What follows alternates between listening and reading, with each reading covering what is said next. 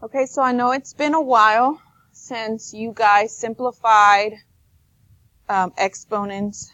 You have to remember the laws of exponents. And I like to tell you to just expand most of the time. But just remember, whenever you can never have negative exponents. So anytime you have a negative exponent, you need to move it either to the bottom or to the top. In this case, this is over 1. So we need to move it to the bottom and make it a positive 3. So what do you have left over on the top? Just the 1. Okay, there's nothing to cancel, so that's your answer for A. These are just examples so that you know how to do problem 51 in a little bit. Okay, so the opposite happens if the negative exponent is at the bottom. If that happens, you need to move it up to the top.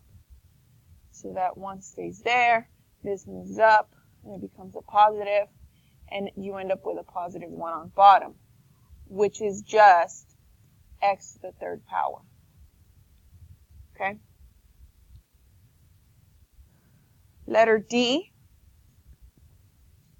I would expand the top, expand the bottom, and then cancel out. So you have 6 x's on top,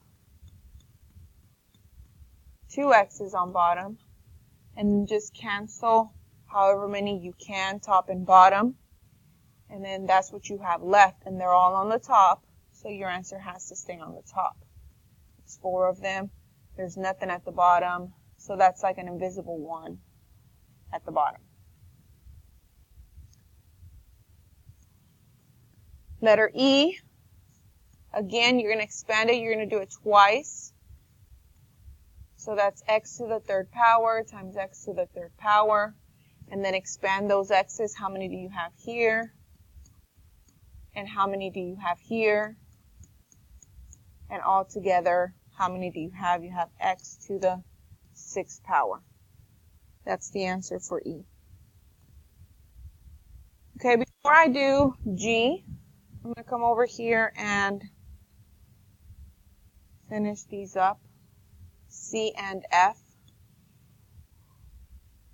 So letter C, we're going to expand those. I have 2 x's, and then I have 3 more for a total of 5 x's.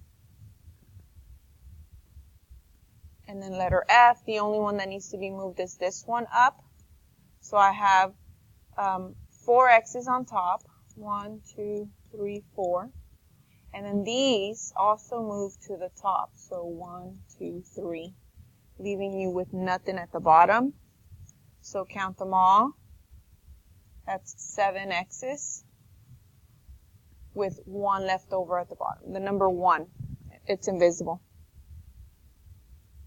Okay? And letter G.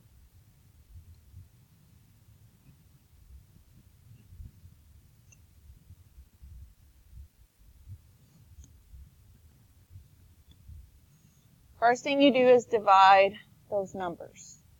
2 divided by 4, put it in the calculator, math, enter, enter. 2 divided by 4, math, enter, enter. It's a positive 1/2. That means we're going to have 1 on the top, 2 on the bottom. Cross it out because you did it. Expand the a's, so that's 3 a's at the top. Cancel it because you did it. You have 2 a's at the bottom. Cancel it because you did it. You have these 2 b's are going to go to the bottom because it's negative. So 1, 2, go to the bottom. Cancel it because you did it. And then these 4 stay there. It's a positive, so you stay. 1, 2, 3, 4. Cancel it because you did it already. I have 4 C's on top. 1, 2, 3, 4. And these are going to also move up to the top because it's a negative exponent. 3 of them. Okay? And then see if you can cancel anything out.